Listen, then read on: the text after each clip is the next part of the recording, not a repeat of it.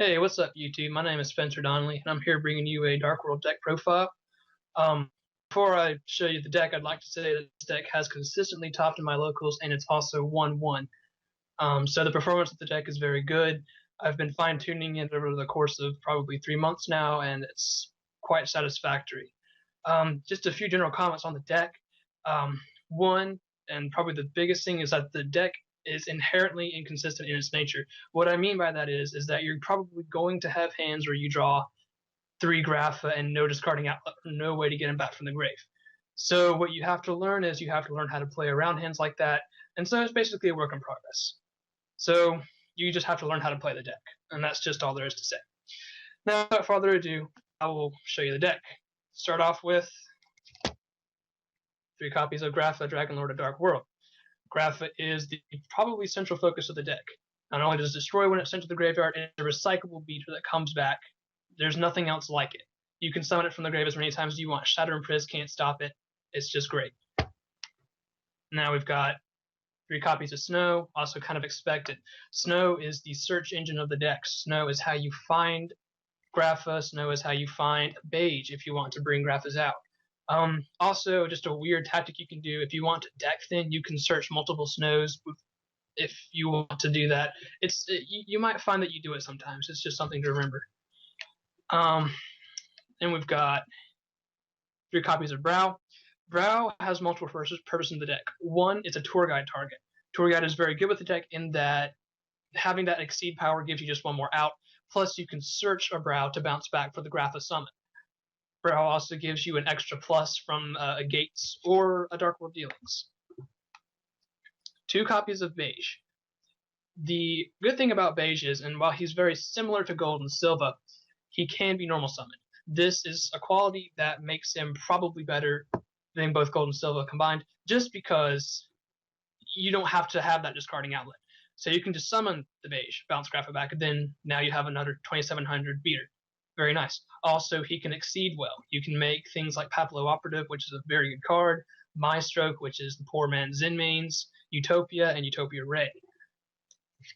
Okay, now these are the weird ones. 1 copy of Malefic Stardust Dragon. This is a tactic that was introduced by Michael Balin, who won YCS Long Beach. I'm a fan of Michael Balin's deck. It's very good, and I'm very fond of this tactic. Now, I do not run Deck Devi in this deck, so Stardust is not a Deck Devi target, but what he is, 1, is a way to protect Gates, which is a continuous engine of the deck, very useful. 2, he can be used for a rank 8 exceed into the Sun Dragon Overlord, which is a card that I run in the deck, also very good. And 2, he is in a pinch and a lure target.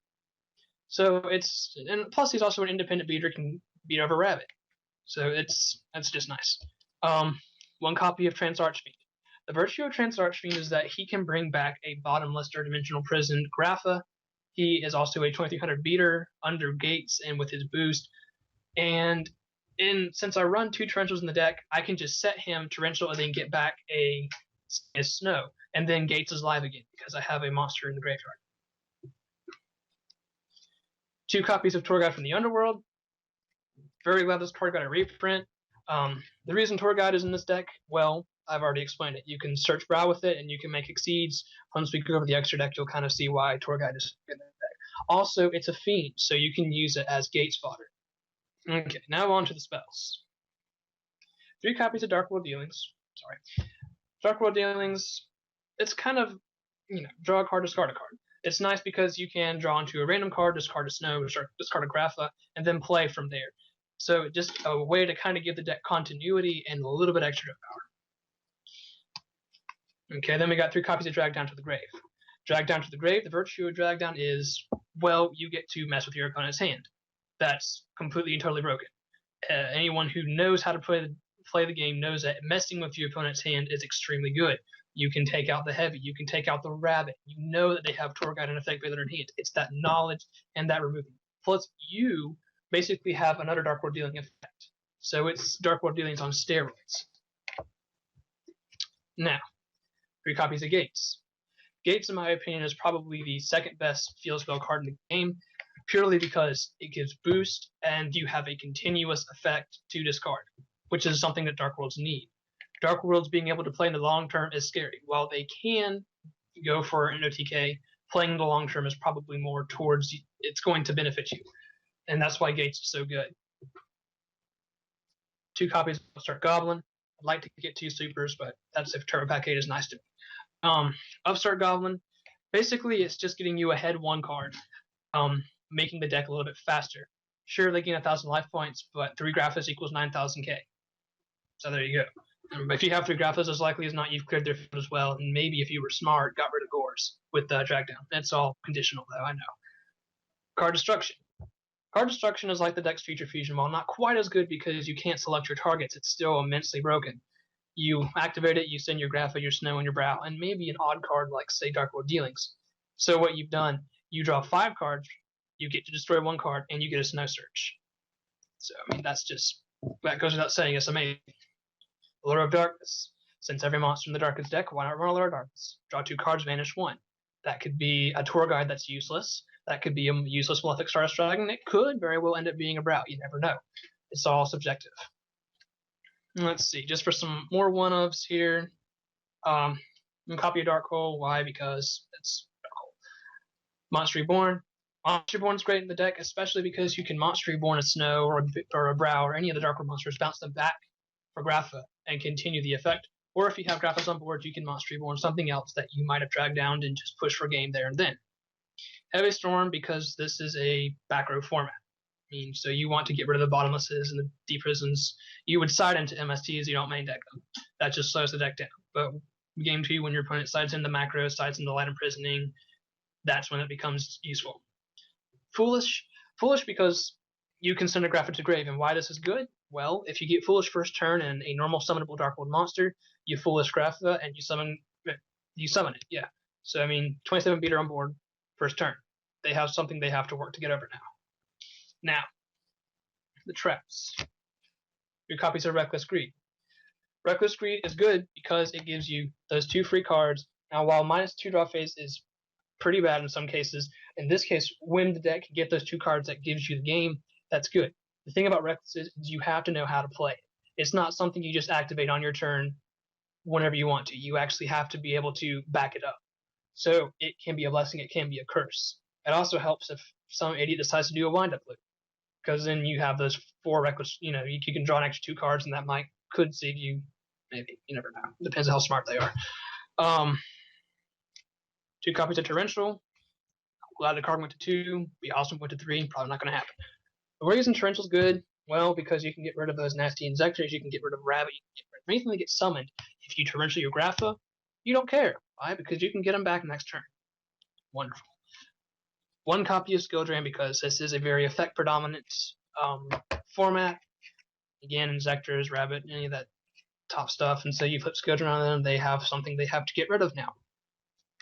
Solemn Judgment and Starlight Road, and I'm putting these 2 together because they essentially do the same thing today. That is, if any of you have ever played Dark Worlds before, you know whenever you go into a drag down play, you set your hand. Well, if your opponent puts a Heavy Storm on you, you're kind of screwed over. Therefore, Starlight Road, Solemn Judgment protects them, gives you an added plus, so you get either at Stardust or you destroy it, you lose 4,000 life points. Well, that's not. And the reason I have Solemn Judgment is the added protection, and plus it's a versatile card. It can negate something else. It can negate a Monster Reborn. It can win games. Yes, again, it's one of those touchy-feely cards. Anyways, that's the main deck. I'll go through the extra deck. I'd rather not go through the side deck, so I won't. Extra deck. 2 copies of Stardust Dragon. 1 for the Malefic, 1 for the Starlight Road. Now, let's see. Rank 4 Exceeds. C39 Utopia Ray. Very broken card. Why? Because you activate the effect more than 1 time per turn, making this guy a 4,000 beater and your opponent has 0 attack. That's if you get him out. Utopia for the Utopia Ray and for the fact that he can be a nice utility. My stroke. He's